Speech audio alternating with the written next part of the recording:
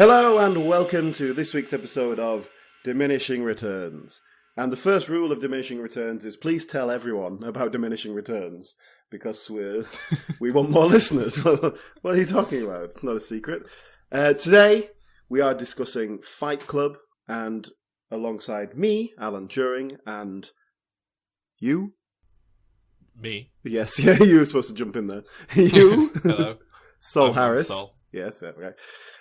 So yes, alongside me and Sol, today is our very special guest host, Paul Breer.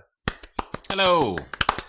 Now Breer's a friend of mine. We've been friends since we were very little, and well, not that little, but we've been friends for a long time. And I happen to know that you are a massive fan of Fight Club, or at least you were the last time we really discussed it in any way, which was probably 15 years ago. So, but yeah, obviously this film came out in '99. Breer, you and I were 15 then. So pretty much in that perfect age bracket, that kind of 15 to 25-year-old male that this film was aimed at, really. Yeah, we were too young to see it at the cinema, but it was certainly aimed at us. Yeah. So, and I do remember, I mean, not to get too far ahead, but I mean, I really like this film. But I do remember it was like your favourite film at the time. And I'm very interested to hear your thoughts on this now that we're a bit older and kind of times have changed. But yeah, we'll get into that. Really been looking forward to it. Yeah. This was, this was my choice of film to do on the show. And I was feeling similarly to you there, really, where I loved it when I was younger. I suppose I was even younger than you guys when it came out, but I remember watching it on television, and it was like, oh, there's split seconds of boobs and stuff in this film, so that's pretty good. It's mostly cocks, isn't it? Nice big cock. There's a CGI Helena Bonham Carter sex scene at one point, so but I haven't watched it in forever. I honestly can't remember when I last watched it before. Yeah, I was the same. Yeah, revisiting exactly, it, and I was genuinely terrified it wasn't going to hold up. This film has become... I know a lot of people who hate this film now, and I've read a lot of things that always list it, like films that haven't aged well and don't hold up, and this is a film that's often brought up in those conversations. Really, I've sort of found the opposite. Like, while I've been reading things, everyone still seems to go on about how much they love it. Oh, really? I think as a general rule of thumb, it seems to have become viewed by a lot of people as a product of the 90s, which it is, very much so. But obviously in the 90s, we were going through a period of everything being pretty good and peachy keen.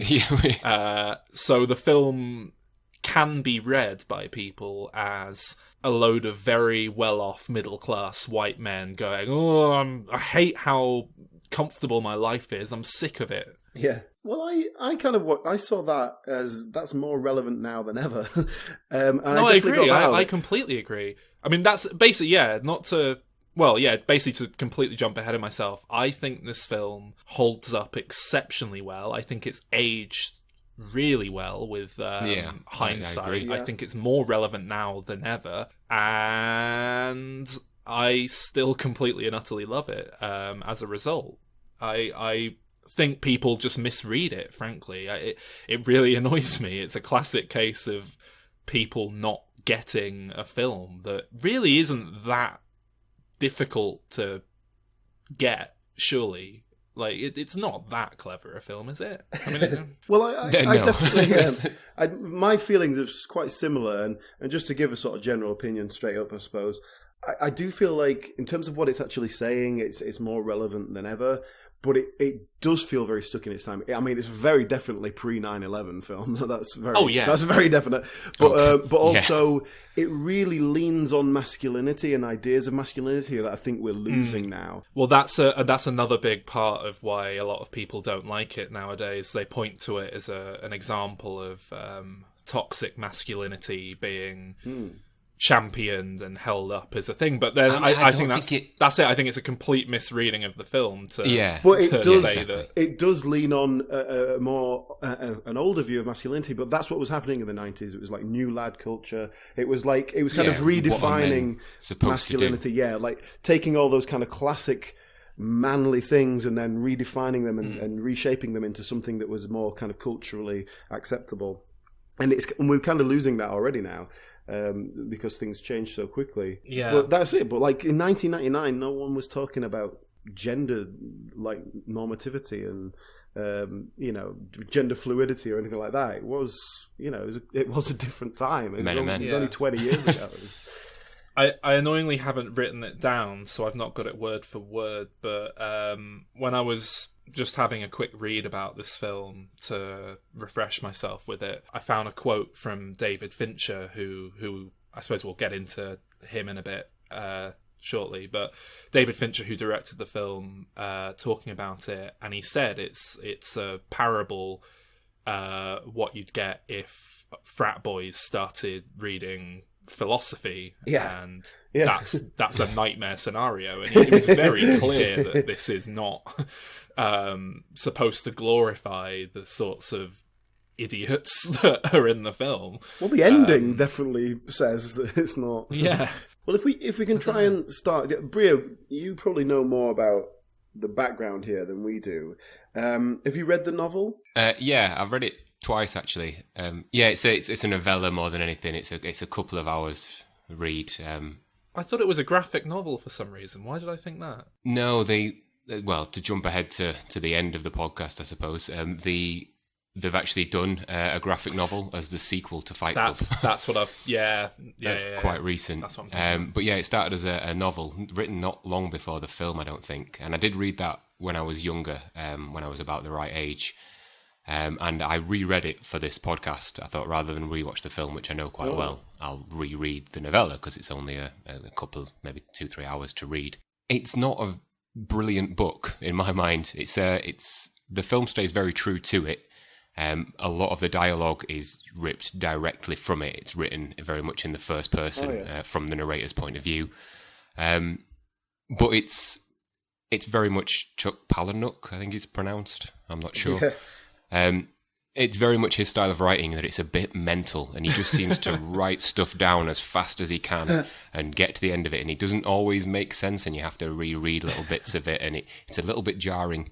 And he's come out and said that the film is a better version of it, and I agree with him. Well, the film has a sense of that, certainly. It does feel very stream of consciousness, how the plot develops. On paper, it almost feels like a very poorly structured film because it almost feels like it just goes off on tangents, but then the tangents all kind of come round and synchronize, and it is actually quite a well-structured story, but it just has a feel of rambling nonsense somehow. Some of the dialogue is, in the film, I feel that some of the dialogue is really jarring, especially like Tyler Durden in the first hour or so, where he just suddenly goes off and starts quoting things about making bombs or making soap or anything. Yeah. But when you read the novel, you realise that it's literally word for word the text that is ripped out of there. Right. It works a little bit better in the novel, but it's the screenplay is almost word for word for a lot of it. It's quite close to it. Who wrote it? Who wrote the screenplay? Did Chuck Palahniuk? Jim Uhls. Oh, Jim Uhls, yeah. Yeah, I think he wrote the screenplay. So, I was probably... How old were you guys when you saw this then? You say about 15? It's 15 when it came out in the cinema. I saw it probably when I was in college, DVD. I wasn't old enough to see it in the cinema. Probably about 18, 19. Yeah. Well, see, I remember... the first time I watched it was on TV, and so I think it was probably about maybe a couple of years after it come out. So I'll have been probably about 11 or 12. That's fucked up. But I remember it very clearly as one of the earliest films that made me really, sit up and think, oh wow, films are pretty cool. There's more going on in this than those Jim Carrey movies I love. So... Well, when I sat down and watched this, I was kind of ready to make notes, and then I kind of didn't. I just sort of watched the film, and so my notes were... Yeah, I did exactly the same thing. My notes were more, I just sat down afterwards and wrote some things down, rather than like, oh, look what happened in this scene, this blah, blah, blah, blah. Do you know, like sometimes we have very detailed ideas.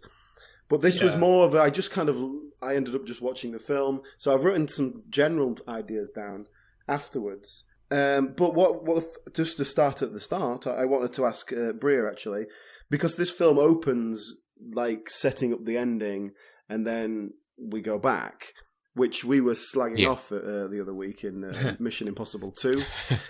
Was it? No, it was Mission Impossible 3. Sorry, it was Mission Impossible 3. Yeah, I'm not a fan of that as a story device in general. Yeah, but I was going to ask, is that a device they use in the novel? I suspect it's not. I suspect it was put in for the film so that we could see. It's exactly the same in the novel. That's very interesting.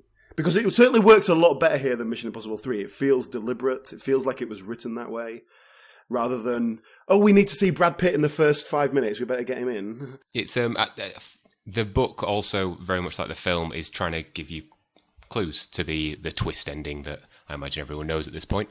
In the same way, that the opening words of the film are almost the same in the book. People are always asking me if I know Tyler Durden. So the setup is very similar, and they've stuck with that. There's a lot of clues throughout the novel, and if I'd have read the novel before I watched the film, I think I would have guessed what was coming at the end from the novel. But obviously I already knew when I read the book. It seems to give more hints away, whereas I didn't know what was coming in the film. Yeah, I don't think I saw it coming. Although it's one of those great twists, because then you go back and it's like, oh my god, there's so much set up for this. It's probably the best example of that I can think of in a film, frankly.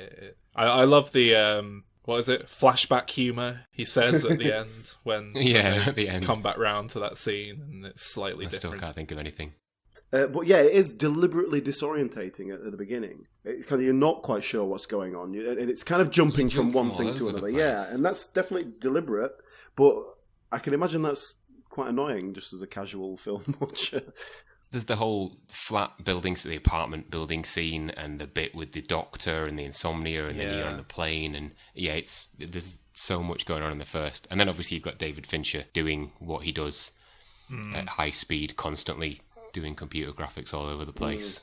And if any element of this film doesn't hold up, it's the CGI zooming through the bin. Yeah, it's not bad though, isn't it? Like it is. It was. I was kind of looking at it and going, for 99, that's all right. That's okay.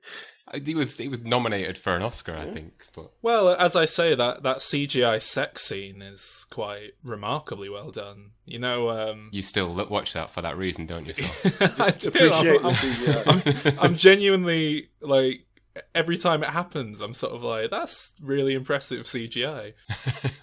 Did you not have Channel 5?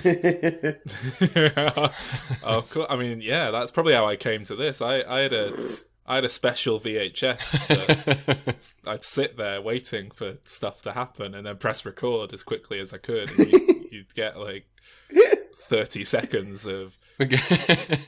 Did you cut it all together for Oh man, I wonder if I could find that. I know there's a Charlize Theron scene on there somewhere, because it cuts. She starts. Yeah, but it's monster. It's not what you wanted. No, she starts grinding on this guy, but then it cuts to some pasta being cooked. If anyone can identify what what disgraceful euphemism that. The pre-internet days were dark times, weren't they? Oh god! But that's very of the era that Fight Club is a time capsule of. So we've come back round. So speaking of David Fincher a little bit, obviously the film he did previous to this was Seven. Alien 3 was behind him. Was Seven directly before this? Yeah, I think so. It was a couple of years before. He made The Game before this. That was his The Game. Seven and probably his least known film. But it is a great film. Yeah, it's alright. The Game, which is largely forgotten, but it is a good film. And then Fight Club, which, I don't know, made him, I suppose. Everyone knows Fight Club. It did eventually, I guess, but this didn't do well, did it? At the cinema, this didn't take a huge box office. It was critically panned a little bit, I think. It's not the most commercial film. Actually, that's one thing I was reading about the book, that they said, it was really critically praised. It was like this voice of the generation, blah, blah, blah, blah, blah, blah, blah. Didn't sell that well because 18 to 25-year-old men don't buy novels.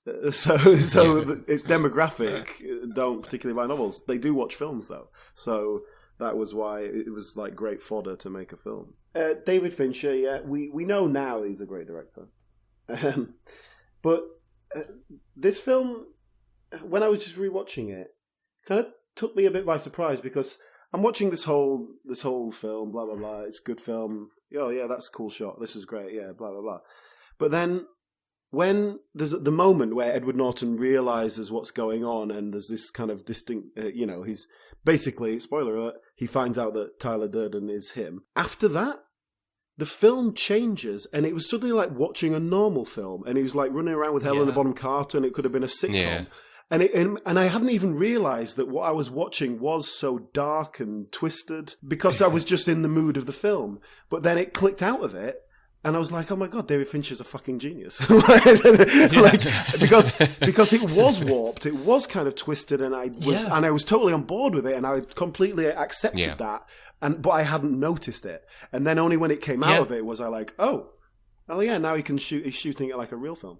And that is great direction because I completely bought into it. I wasn't even like going, oh, look, that's well shot, isn't it? I mean, David Fincher is one of the all-time great directors, if you ask me, and I think this is his finest work, frankly. But this is such a well-directed film, just on every level of... Yeah. It's just everything about what he does, which is this meticulous attention to detail. There's a few people I've spoken to who don't really like this film because they complain that it's too kind of trendy, and I think they're getting at maybe complaining that it's style over substance almost. But I think what makes this work so well is that it has the substance to back up the excessive style and panache that it's doing stuff with. If you actually look into it and read it properly, it can talk the talk and walk the walk, it can back itself up. Yeah. Should we talk about the cast? Okay, yeah. Oh yeah. The core cast is phenomenal. I love Edward Norton. Notoriously difficult to work with, but I think he gets results. There's obviously something he's doing right. I think he's a brilliant actor, genuinely. Yeah, I do. I don't know if that's just down to the years that I was kind of watching films most. American History X, Fight Club were two of the films that I was just the right age to see, and he was phenomenal for me at that age. And then conversely, Brad Pitt is full on peak Pitt, 90s Pitt, when he's just overdoes everything, but in a really good way. Like, you watch 12 Monkeys or something like that, he's just fantastic in it. Yeah, I think Brad Pitt is quite underrated, frankly. I think a lot of people dismiss him as, he's just A-list, eye candy, vapid the thing is almost too pretty for his talent. Yeah. It's overlooked because of who he is. I mean, he's made a lot of shit, but this is a film that reaffirms why he is where he is, because he's a really fantastically talented guy. He's got that incredibly charismatic quality to him, but then he's a very good actor. And I don't know if perhaps this is a deliberate reaction to him being a bit of a handsome bastard, but he does like playing ugly. Like, if you see California, he's playing like a really quite nasty, murder. Thelma and Louise, which was kind of launched him. The whole point of that character is that he's sexy. But then, what's his next film? 7. 12 Monkeys is like, he's not playing pretty characters. He's not playing heroic leads. He's playing ugly, kind of dirty films. His stoner character in True Romance. I mean, that's one of his early roles, isn't it? Yeah. And it's not, again, it's him kind of making a fool of himself. Yeah. He obviously likes doing that sort of thing. Yeah. Right the way through to what he's doing now. He's still kind of... Immediately after Fight Club, his next film credit is Snatch. I mean, that's the sort of thing. That's the sort of he's so good career choices he was making. It doesn't make any sense. Save your breath and cure your parts. Hey, look, so much heck 2 roof lights. The stylish house frame furniture. And the Scotter cushions with matching shark pie cover. Right.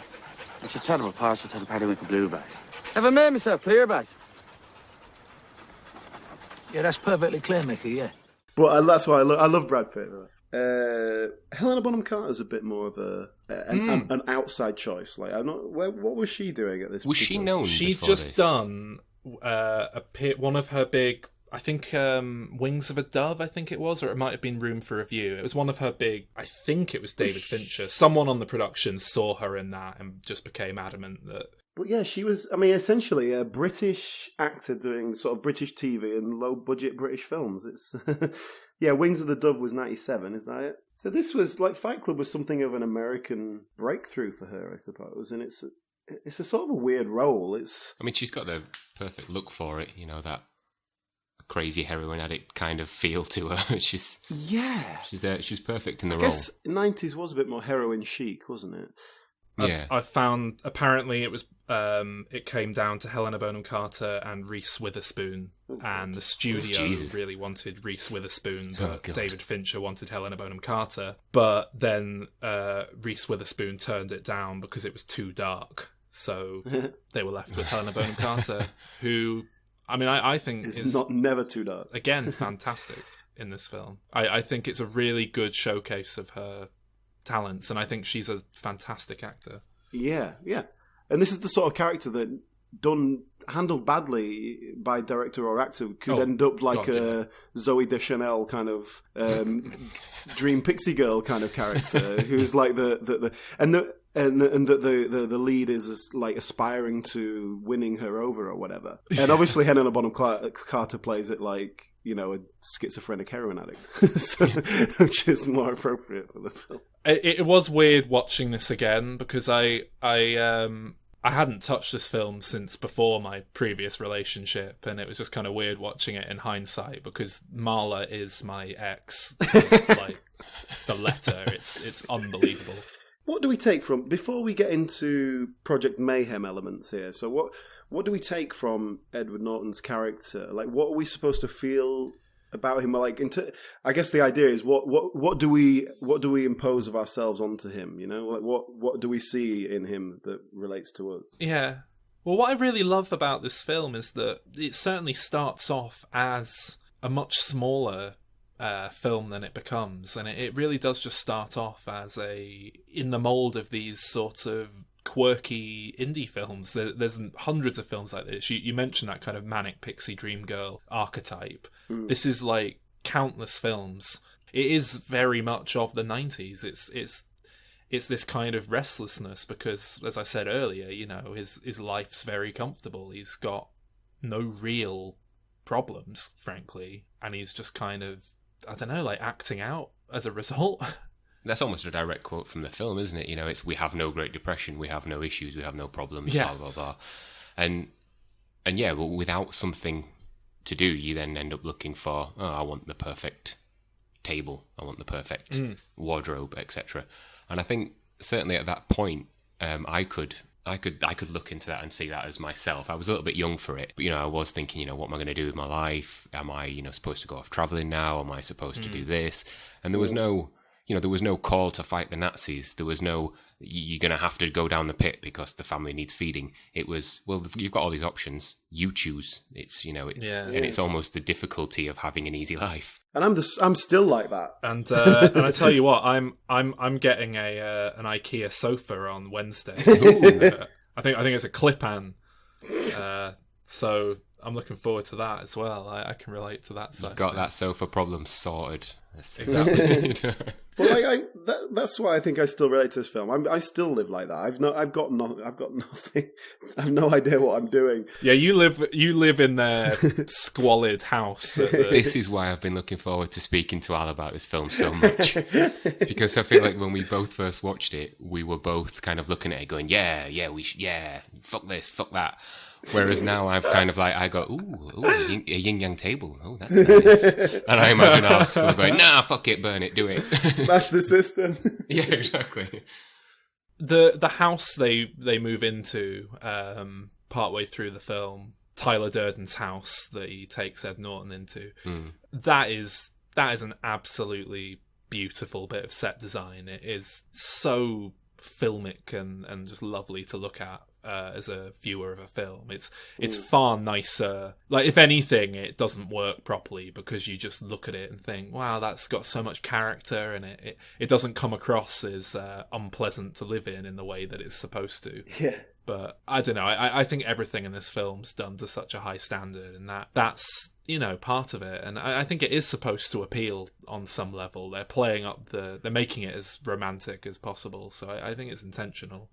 But I bet your living conditions are sort of that, but not as romantic. Would that be accurate, Alan? It's just accurate. I've been to Al's place of living. It's exactly the same. It's started to wonder if Al was actually just a part of my imagination. Like the idea of kind of burning down your life and then going and living in squalor and just kind of reinventing yourself. I mean, I have done that. I mean, not quite that literally, but certainly in the same sense of just like going, I'm not interested in anything I'm doing, so forget it. And I'm going to go 200 miles away and do something else. Start again. And I obviously do it in a bit more of a slightly controlled way, but not a lot of control. And I haven't, and I'd love to like start a revolution, but I just haven't got the social skills to get other people on board. But yeah, I'm definitely... I think I'm more of a Jack than a Tyler Durden. I just need that. I need the schizotic episode to bring it out, and then we're away. Well, this time. So that's the start of the film, really, isn't it? We meet him going to these self-help groups, pretending to have illnesses and issues that he doesn't have, just so that he can feel something. To give him some sense of a great meaning, concept. Yeah, and then he meets Meatloaf, who I just want to talk about. Robert Paulson. Oh, brilliant. He's absolutely wonderful in this. I absolutely love Meatloaf in this film. There's some really odd casting in this film. You've got two singer-musician types in here, notably, and Meatloaf is the one who was, well, a big, well-known star at the time. He was... Yeah. Very famous at this point. And he doesn't do a lot of acting, or not like this kind of acting where it's not... The acting he does is like, hey, look, it's Meatloaf. Whereas this is like he's definitely playing a character, and, it's... Yeah. I've made a note, I'd have sex with Chloe. Like you guys. Yeah, give her a seeing off. Did either of you two find that scene funny? Because it was supposed to be, as far as I'm concerned. Yeah. When she's... Yeah, exactly. It's... I've heard a lot of criticism about it, certainly more recently, that it's making fun out of people with cancer and the desperation, and it's not right. And yeah, but there's humour to be found in everything. Exactly. No, I agree completely. It's humanising her. Yeah. She's like, I'm dying, I just want to get fucked. Yeah, I find it funny, but I also have a huge amount of sympathy for that character. Yeah. I genuinely feel really bad for her through that scene, and I think you're supposed to. It's really quite tragic, and frankly, I think that scene exists to hammer home that what Edward Norton's character is doing is kind of sick, and he's swimming around in waters that he shouldn't be in. These are real people with real issues. I think that's why that exists in the film. It's not just to laugh at someone. It's a classic bit of filmmaking. It's got a purpose that develops the tone and the characters. So, but the implication of that is not just that she wants to get laid. The implication of that is that she's alone. If she hasn't got someone who's going to have sex with her, has she got someone who she can talk to? Has she got someone who she can just sit with and cry with because she's going to die? She's lonely. That's the point of that. Exactly. And the point of the film throughout is that basically everyone is going through that loneliness, and they just kind of deal with it in different ways. She's basically going through much the same thing as the narrator is, and again, I think that's a very deliberate choice. Can I just quickly mention, I probably should have brought this up when we were talking about the direction before, but I want to mention the sound mix in this film is... that's not something that normally, certainly I wouldn't normally really pick up on, but I was really impressed with just the sound mix when I was watching this again. There's just constant noise in the background, but it's never obtrusive, it all complements the scene. It just noises and little sounds in the background of self-help scenes. Yeah, I guess that just creates the reality of it. You don't feel like you're on a studio set, a quiet studio. It's like, everything's going on. The world is existing around you. While you're talking about the sound, I don't know if you can even call it a soundtrack, but it's all your music. You're quite into the music in general. What are your feelings on the whole Dust Brothers music throughout? I think it's fine. I think it's very it certainly sets a tone for the film, and it's very in keeping with the film and what I think of. I don't know if it was a really... I get the sense reading about it that it was really quite pioneering to have that kind of music in a film. But yeah, I mean, they'd never done anything like this. Yeah, I've never really watched this film without that just being normal film music for me, because it's become so normal since. So I don't know to what extent it was pioneering and to what extent it was just where film soundtracks were going. I mean, for me, it works really well. I mean, it's the first time, certainly I can think of, for a film where I've had that kind of music, and it's worked without me really noticing it. It's only when you listen to it, you go, you know what, this is a really high tempo, almost club track. It's quite aggressive, and you know, you got that in Blade, but you notice that song in Blade and films like that. Where if you don't notice this, it's like you say, it's the background to the actual story, and it works beautifully. Well, I read last night, in fact, about how Fincher approached them because he wanted people specifically that had never composed anything for a film before. Yeah. And he was trying to capture some kind of rough around the edges, grimy energy that you didn't really get in film soundtracks. So I think it. Yeah, I mean, it's a big part. Everything about this film, frankly, I think is pretty much spot on, and the music's part of that. I think it's great. Do we know if Calvin likes this film? I feel like we need someone to go, this is awful, I hate this. We're all loving this film far too much is the problem. I think Calvin doesn't like it nearly as much as we do, but I think he likes it. But Calvin would love a flat full of IKEA furniture that's very clean. and a regular job that he can go to every day. That's what his dream is. So he has no interest in breaking the system. But in theory, he should like this film more then, because it's a critique of people who want to, but, like you say, break the system. It's a satire. Calvin would be the boss that has to pay him off so that he doesn't look like he gets. Calvin's the person who goes, they're doing that bloody Fight Club in the car park again every Thursday night. I can't hear me soaps. Yeah, Calvin would be someone who just spends hundreds of pounds on the fancy soap that Tyler Durden sells to those fancy soap shops. So, Tyler Durden. Well, let's discuss Tyler Durden, because this is, as we talked about Brad Pitt earlier, this is why Brad Pitt's perfect, because Tyler Durden is the epitome of, like, that is a sexy guy, he's cool, he's confident. But then Brad Pitt can bring the darkness to it as well. That's why Brad Pitt is perfect, because he has the right look, but he's not afraid to play ugly. Yeah, I mean, well, yeah, on the nose. Tyler Durden is the person that, Tyler Durden and Brad Pitt are the person that you would want to be. You know, if you want to change something about yourself, you want to have that devil-may-care attitude and just not give a shit and go off and live wherever you want to live, whether it be the woods on your own where no one can speak to you, or the horrible house on Paper Street, and, to look like him. Marry Angelina Jolie. Really? Oh, you've got a thing for her, haven't you? Yeah. I mean, Aniston for me, so, he threw it all the way as far as I'm concerned. But that's it, yeah. He was banging Rachel out of Friends. How 90s can you get? Yeah, exactly. That was the 90s dream. That was what everybody wanted to do. Hey, and talking about not being worried about playing ugly, he came on Friends and played the horrible guy eating again. Yeah, he kept eating. What used to be fat? Was that the joke? I can't even remember. Hi. Hey, sweetie. Rachel Green. Oh, that's right. Are you going to be okay? Look at her standing there with those yams. My two greatest enemies, Ross.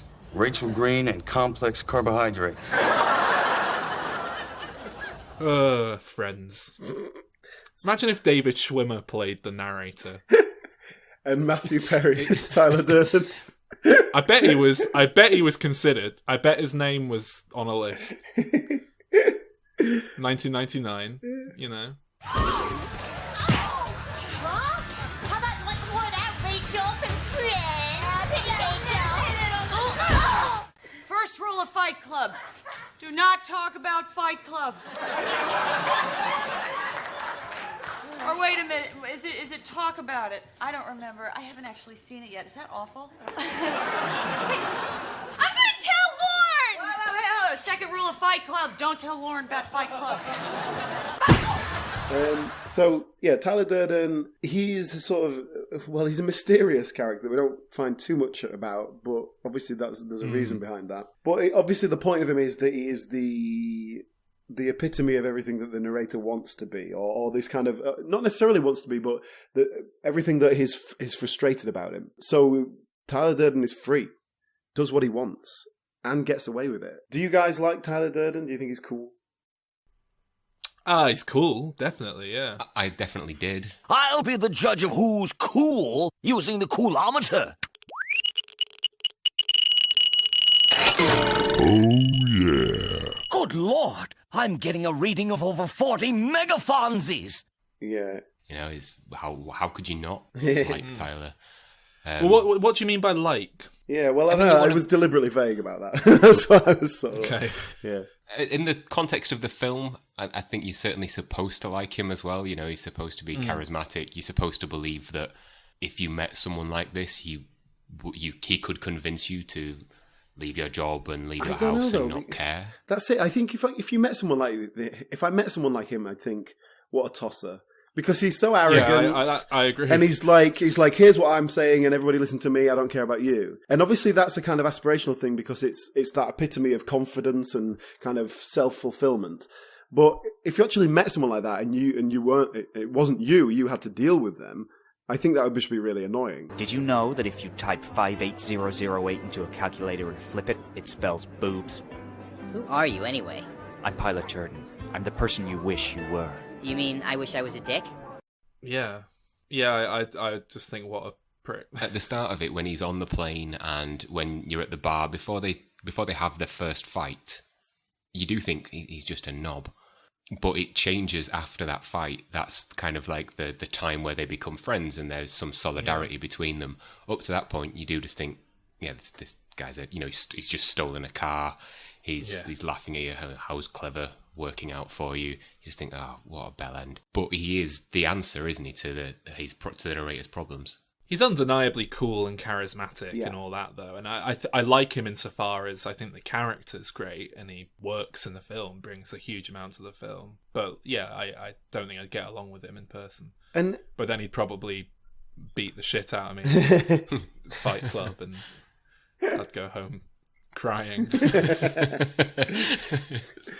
Like I said earlier, this film really leans on masculinity. I think Tyler Durden is very aggressive. Everything he does is with aggression. Obviously, that comes through in the Fight Club. They're fighting, but everything else he does, when he wants to help someone, kind of like when he wants to encourage someone to go, hey, reach for your dreams, keep pushing for those goals. Don't just sit back and accept life. He does that by putting a gun to their head and saying, "You're going to do it, or I'm going to kill you." Obviously, that's a deliberate.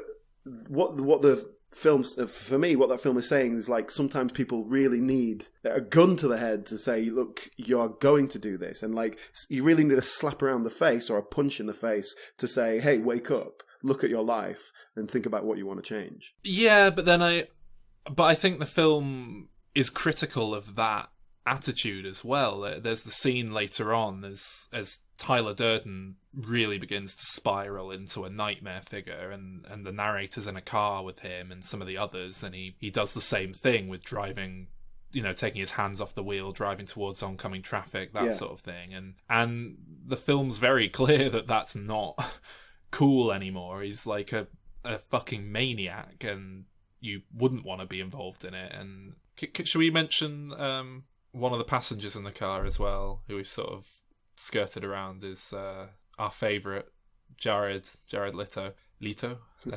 He's not one of the people in that car scene. No, he's not one of the people in the car. Well, he's one of the henchmen. Yeah, like credited as Blondie or something like that. Angel Face, is he? Angel Face, that's the one. Yeah, I mean, if there's anything in this film that leaves a bad taste in my mouth, it's that it sort of launched the acting career of Jared Leto. But yeah, he's not a huge role in the film, is he? He's there. No, that's it. He's fine in this film. He gets, he's just in the background. He's got the look they're going for. It's fine. But, obviously, if he hadn't done this, he might not have gone on to do what he does now. So much Jared Leto hate. I am not someone who is loved.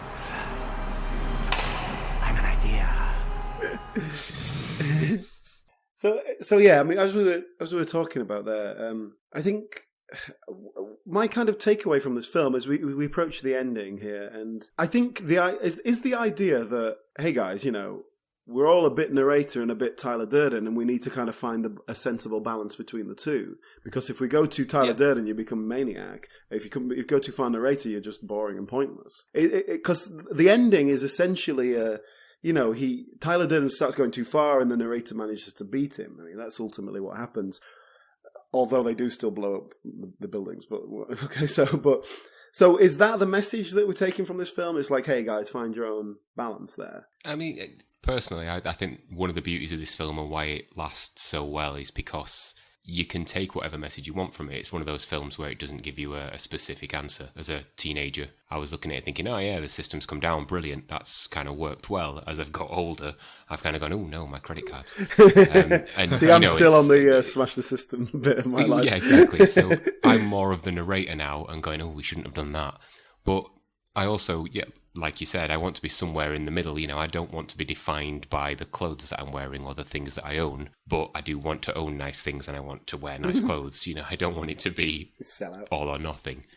That's really interesting, actually, because I mean, my takeaway, and this might be hindsight projecting onto it, but to me, it really comes across as a sort of cautionary tale. It's like a warning of things to come. It's saying, look, this is the kind of zeitgeist at the moment, the restlessness of the 90s. There's this weird stirring, and it kind of projects that forward to the point that there's basically utter catastrophe and everything goes completely manic, and that's played out closer to the bone than I think anyone was expecting. Financially, certainly. But I don't know how much that is just me projecting, like I say, with hindsight onto the film. But to me, it really does just play as a kind of criticism of attitudes that were quite prevalent at the time. And basically, why I'm asking is because the ending left me a little bit like, oh, I'm not sure what I'm supposed to feel about this. Because on the one hand, I'm with Tyler Durden. Like, I want to smash the system, but the way he does it is to create this army of drones, and they're unquestioning and unthinking, and it's like that's what we were trying to get away from in the first place. Yeah. So he's using the thing that. Yeah, exactly. Yeah, and people are already trapped and unquestioning, and he's just led them to a different version of it. Exactly, that serves his purposes, even though he says he's just one of them. He's nothing special, but obviously he is. And I think that's kind of, there's that ambiguity of it, that we go, hey, we have this thing in us that wants to rebel, but then we just turn it into our own advantage all the time. And I think I like this. I like the ambiguity of it. But I think it's one of those ones like I had to, when I watched it, I had to sort of like go, how do I feel about this ending? Was this good? And I really don't like that he kind of finds redemption through Marla. Like this kind of, it feels like there's this, but it feels like it's kind of satirizing the love story. Love will set you free kind of thing, because it's a fucked up love, and they don't really even know each other. So yeah, and the fact that not many films end with the protagonist shooting himself and then a load of buildings blow up, and that's the happy ending. Neither of you two have read the book, have you? I'm making it. I think I did actually, but I'm talking like 18 years ago, so I can't remember anything about it. Because the ending is very different in the book. The Tyler mixes the explosives incorrectly, and they don't blow up. So nothing blows up. And then there's almost a very small chapter at the end where the narrator's talking about how he's in heaven and he speaks to God and this, that, and the other. And it basically is in a mental hospital, but people still give him the wink and go, "Oh, we're looking forward to your return, sir." That's interesting. Because, like I said, the ending for me was a bit, I don't know, anticlimactic somehow. It was. Like, I'm not sure what I wanted, really, but it was. But I think it's just because it's quite ambiguous, and like you said, Bria, I think you can walk away from this film with different messages. Like different people will take different things from it. Well, I love this film, and I was so impressed with how much it held up for me. Like I say, I think it was every bit as good as I remembered, and as I say, I think it's aged really well. I think it's more timely than ever in the current climate. Yeah, I will stand by it. I think it's a phenomenal bit of work. I think it says a lot about this film that I actually feel better about it now that we've discussed it than immediately after I watched it. Because I was a bit like, I'm not sure what the ending is. And just having discussed it with you guys and talked through it a little bit, I'm kind of happier with it, and I kind of feel like I know why it was doing certain things. Yeah. So I actually feel a bit more comfortable with it now. Not that I do. I liked it anyway. I like it more now, which is good. I think if you can walk away from something and discuss it and get more out of it. Yeah. Not a lot of certainly the sort of films we deal with on this show regularly. It's usually is you get what you know. It's up front. it's there. The films we talk about, you normally walk away at the end thinking, "Oh, I wonder what that post-credit scene was setting up." Yeah. Well, I always walk away thinking, maybe I should bring down society.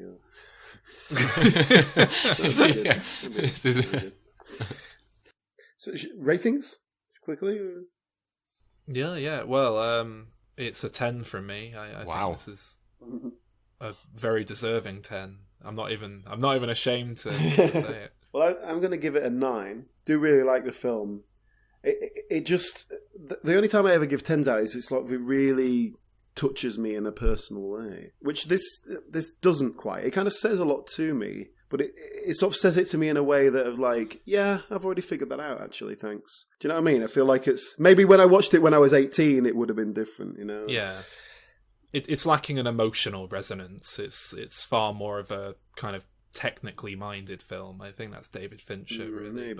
But anyway, that's why it's a 9, a good and solid 9 for me.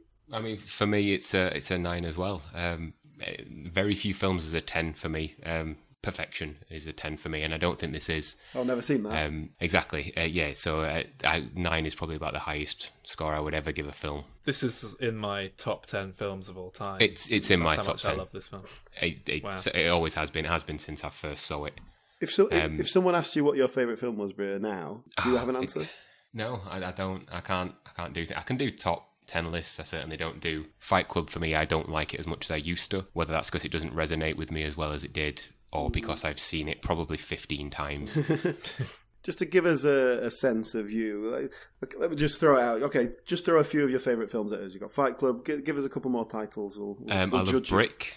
Brick? Okay. I'm a really big fan of Brick. Yeah? I really don't like being put on spot like this. Go on, we're judging you. I don't know. Have you seen Mamma Mia?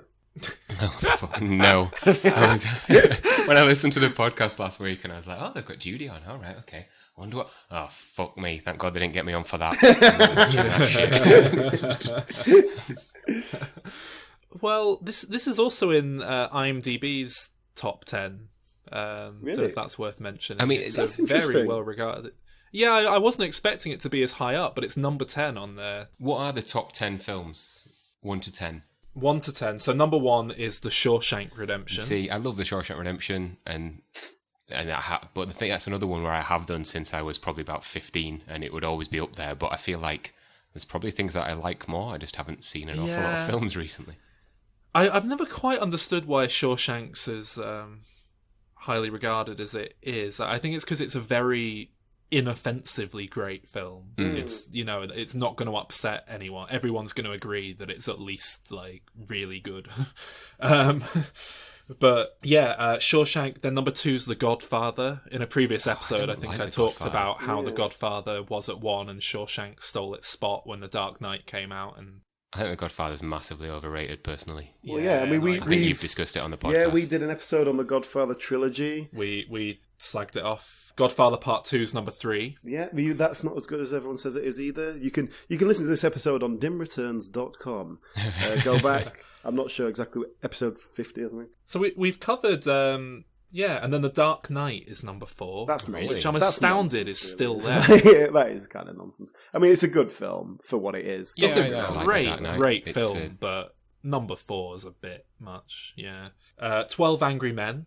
12 Angry Men's on. I'm surprised that's so high. I love 12 Angry Men, but I'm surprised. Yeah, I do. It's great. It's just I kind of forget about it as a film. I think of films as I imagined everything in the top 10 would be from the last 30, 40 years, maybe. How old is 12 Angry Men? 1957. Yeah, so it's the oldest one in this 10. Yeah. Right. Schindler's List, number 6. Yeah, I mean, there's the Lord of the Rings. Fuck off, Lord of the Rings. Yeah, Lord of the Rings can fuck off. Yeah, number 7 is Lord of the Rings: Return of the King. Which I haven't seen, actually. That's the only one in the top 10 I haven't watched. You know, we're going to have to do Lord of the Rings one day. No, I'm looking forward to finally. Don't put yourself through it. Just don't do it. If I'm gonna enjoy any of them, it's that one where it's actually got an ending. Is that the last one then? It's actually got 9 endings. Awful.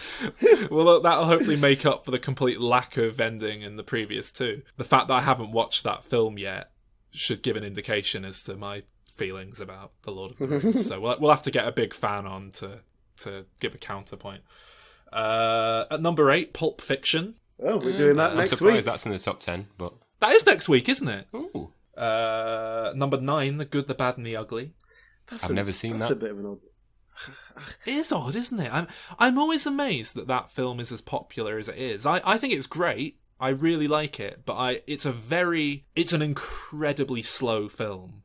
You've got to really be in the right mood to watch it, and I'm surprised that as many people have sat down to watch it and come away thinking, yeah, that's amazing, as they have. Yeah, fair enough, I guess. And then number 10, Fight Club. I do think that like these sorts of lists, and particularly IMDb, it has got this sort of big demographic influence to sort of 40-year-old white Western men. So there's a certain types of films that do better than others, you know? Lord of the Rings, I've been aware we're going to have to cover for ages, but I don't know how we're going to approach it, because... Tentatively. So it's a lot of... Because you've got to do The Hobbit as well if you do that. And that's 6 films that are about 10 years long a piece, but they're all the same, so it's not worth splitting it up into multiple episodes. We'll do Lord of the Rings and then we'll do the Hobbit films like 3 years later. Split it up a bit. 10 hours. I was thinking last night I wouldn't mind doing a Peter Jackson retrospective at some point, just but then you'd have Lord to. Well, it would have to be his good films that he made in his early days. I kick ass for the Lord. Then Lord of the Rings. You shall not pass. And then like everything that he's done since that's been a total mess. That is a thing of beauty. Anyway, so bring us back onto Fight Club. Bria, you seem to know a bit about sort of the sequel stuff that was going on here. What do you know? I mean, it's only from what I read, but I've not seen it. I couldn't find it online without putting a lot of effort in. It was only released a year or so ago, but unfortunately, it trampled over any kind of or one of the main ideas I had for a sequel by doing exactly the same thing. It's based 10 years after Fight Club finished, and this is a graphic novel, yeah. Yeah, it's a graphic novel. Okay. He's the narrator, now called Sebastian, is in a relationship with Marla still 10 years on, and they're basically, living the suburban-ish life. Marla's bored. She misses the guy that she fell in love with who was mental. Tyler's basically a subconscious element of the narrator's brain. So Marla fucks with his medication to bring Tyler back out, who then causes some kind of chaos. I don't know exactly how it ends or where it goes, but that's the synopsis that you can find online, essentially. I mean, that sounds very, let's just do more of it for no reason. Watching this film, I definitely don't want to know what happens afterwards. I don't get a sense of like, oh, I wonder what, because it's an end point. If they're still together 10 years later, I'm already out. I'm not interested. I was going to say that doesn't ring true as to how they're portrayed in the film to me at all. I guess if she's sick of being with him though, because he's not crazy anymore, I can kind of 10 years, that seems too long. For them to go through that 10 years. Yeah, and also Marla doesn't actually seem like someone that the narrator would be interested in at all, without the Tyler part of his brain. What's he getting from that in 10 years? Well, she's quite attractive. I'm trying to start a tradition now with these guest hosts, that the guest hosts really do the hard work on the pitching. So so when we ask people, we'll get them to come with an idea. So Bria, have you got a sort of pitch? Then we'll... I mean, generally, I originally thought that I would do a sitcom. This is a Diminishing Returns staple idea. This is good. Okay. You've got to love a sitcom. Well, it's like an Odd Couple thing with Tyler and the narrator. Or... Motherfucker! You hit me in the ear!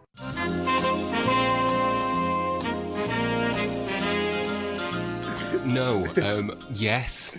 Basically, you've got, in a similar, it wouldn't be 10 years after, it will be shortly afterwards. It would be about a year after the original Fight Club finished. The narrator and Tyler and Marla are still together, and they're looking to buy a house but they can't get a mortgage because the credit system doesn't exist anymore. So it's there's a whole episode at the beginning that's based on them trying to get a mortgage, and all the credit companies just going, "We don't know who you are. We can't do anything. Everything's fucked. Have you not seen what's happened?"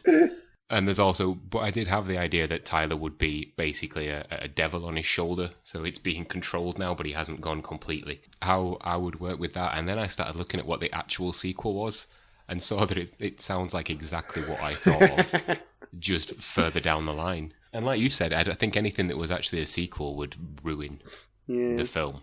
So I started looking at Marla and was wondering how a prequel with Marla would work. Mm-hmm. And basically, Marla at school would interest me. Marla going through her early to late teens. Are you going to touch on that line? My God. I haven't been fucked like that since grade school. Exactly. You've got that. Well, do you know the story with that line? In the book, it's your abortion, like they were originally recorded, yeah. I want to have your abortion, yeah. Yeah. Apparently, the president of production at Fox objected to that line, and they did a quick rewrite to change it because they didn't like it, and they came up with something even more offensive to replace it with. Yeah, but basically Fincher said, if I change it, you have to go with what I change it to. Yeah. Apparently when they saw the new line, they were outraged and asked for the original line to be put back, and Fincher was like, no, you said that you said I had to change it, and I did, so that's what we've got here. Well, I did have an idea for a remake, in the greatest tradition now of doing a female remake or a gender swap remake, let's say.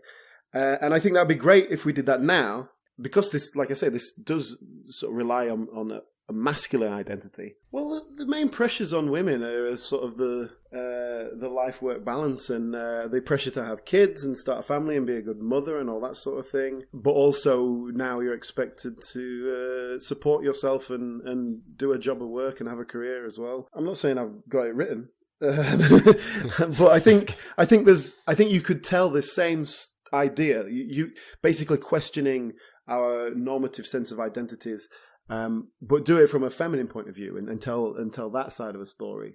And you can have the male equivalent of a Marla, who's like the kind of the escape valve, the person you use to. He's a bit weird, but he gets you away from your regular everyday life, I mean, that could still be Tyler Durden. I'm just trying to figure out casting. Well, I don't know if that's. I don't know. None of us are women, so I'm not. I don't want to sort of presume what the sort of pressures of society they feel are. But I think expectation to have children would be a big part of it. I would have thought. Maybe you have a person who like goes to like antenatal classes, even though she's not pregnant, because she's just sort of like she's trying to find some sort of catharsis. Yeah. That would be brilliant. But then, like, she has to disappear because everyone else starts getting visibly pregnant, and like she was like, "Oh shit!" That's the start of the new semester. Yeah. So she's having to travel from one, but then she meets a guy there who's like pretending to be pregnant, and she's like, "What the fuck are you doing? This is my world. Stop fucking me over." I mean, the joy of that is that no one would question a man that turned up and went, "Yeah, I'm pregnant." As well, they would just allow them to continue and go, "Just don't make him angry." don't get involved. Well, yeah, you won't like it when he's angry, Edward Norton. Oh no! But yeah, I do genuinely think there's actually a bit of scope there for an interesting story that's kind of using the same ideas, but with a different perspective. What would the tone of it be? Would it be a comedy? Would it still be there? But no, I think you want to do the same sort of thing where you're going to have one person who's trying to smash the system, smash the patriarchy. Exactly, yeah. What would they blow up at the end? The glass ceiling. I mean, I've got an idea for a franchise continuation of a sort. Okay. You build like a Fight Club resort, so it's not a film. It's just like Universal Pictures. Yeah. You go. It's like a hotel. There's lovely soap everywhere, so you can have a nice bath with some lovely soap. There's a restaurant curated by Brad Pitt himself, just like eat all the stuff he loves to eat in films that he's always chomping on. And then, like, at night, there's a fight club that you pop down to in the basement. So this is... you just want to start a hotel, basically. Yeah. So this is like... But with a fight club in the basement. Yeah. Sounds great. It's like Bubba Gump Shrimp. That's still going from... That's doing really well, Forrest Gump. Yeah. So a question of masculinity for the two of you. All right. Have you ever been in a fight? No. I don't know, like, technically, like, at high school, there was this, like, weird kid a few years below who would sometimes just come and hang around with the sort of general area where a load of us would hang around at break time. You know, it was great fun, because I remember one day we told him we had a load of cocaine that we were snorting, and it was sherbet dip dabs, and we convinced him to snort it to show how cool he was and stuff like that.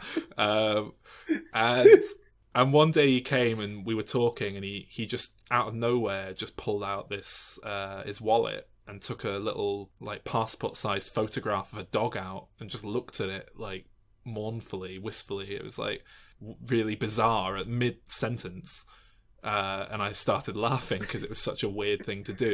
His dog had just died, hadn't it? Yeah, he looked at me and said, "My dog's dead. Why are you laughing at me? My dog's dead. I'm gonna beat you. I'm gonna beat the shit out of you." And decided he was gonna have a fight. At lunchtime, I'm gonna beat you up. I went back there at lunchtime. We were on the field like next to this bit, and he just came charging at me with a big stick. And like screaming like "Ah!" And that drew a crowd in. Like, you know, you get have a fight going at high school, all the kids come coming around and go, fight. And he came charging at me with a stick. I grabbed the stick and snapped it over my knee, and then he tried to come at me, and it was just that cartoon thing where you know, you hold someone by their forehead at arm's length, because he was several years below me. I was like, I'm not gonna get into a fight with you. I'm twice your size, and like, for God's like, grow up. But he was like swinging his arms trying to get me, and then a teacher came over and gave us both detention for having a fight, which I think was bullshit, because I was being very reasoned and level-headed. I had every right to give him a swift kick to the balls in self-defense there. He came at me with a big stick. I think it was when you tweaked his nose and went boop, boop, boop, boop, boop, boop. That was too far.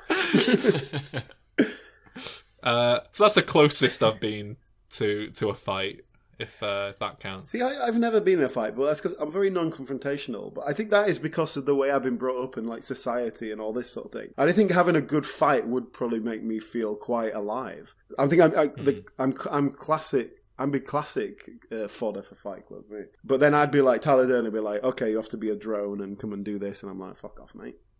I'm taking over. Guys, I've got a better idea. Let's go to a water park. And everyone would be like, yay, water park! And then we go. Six Flags. It's playtime.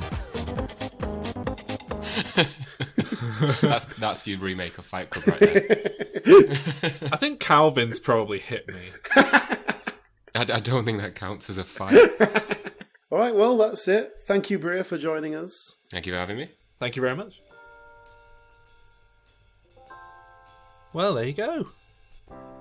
Now, they don't mention this in the film, but the 9th rule of Fight Club is actually that you must listen to Diminishing Returns podcast and follow it on Facebook at facebook.com/Diminishing Returns podcast, Twitter at Dim Returns Pod, SoundCloud Diminishing Returns, even YouTube actually. Alan's started popping the back catalogue up on there, and if you enjoy the show, rate and review it on iTunes, as well as telling all your friends. Anyway, as you heard in this episode, we are doing Pulp Fiction next week, and it's a nice little surprise coming up for fans of Tarantino in general, I suppose. And now to play us out, I've just assembled a load of clips, so enjoy them. The first rule of Robot Club is you do not talk about Robot Club. The second rule of Robot Club is you do not talk about Wait, I got that wrong.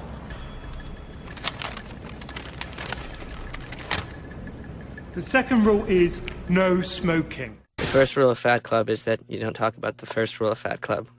The first rule of Tufty Club is you do not cross the road between parked cars. The second rule of Tufty Club is you do not cross the road between parked cars. Oh, please. We've been raised to believe that one day we'd all be millionaires and movie gods and rock stars, but we won't. Wait a second, you're Brad Pitt. You are a millionaire movie god. Come on, everybody, let's bash his face in! What's the first rule of Fight Club? G-string underwear. No, it's don't talk about Fight Club. Oh, well, I really blew it. No one is supposed to talk about it. First rule of Fight Club and all that. The first rule of Chess Club is you do not talk about Chess Club. The first rule of Breakfast Club is we do not talk about Breakfast Club. First rule of Brain Club. You don't talk about Brain Club. First rule of Caravan Club is that everyone gets some. First rule of Pillow Fight Club, you don't talk. Yeah, I get it. No, I don't think you do. Elliot, please don't say anything! The first rule of Club is that we are not a fight club. The second rule is that if you're a hot lady, you have to have sex with me. And then there's a bunch of rules and restrictions that they've just now been adding because of the lawsuits based on that second rule, which I'm not allowed to call a rule. That was my screw up.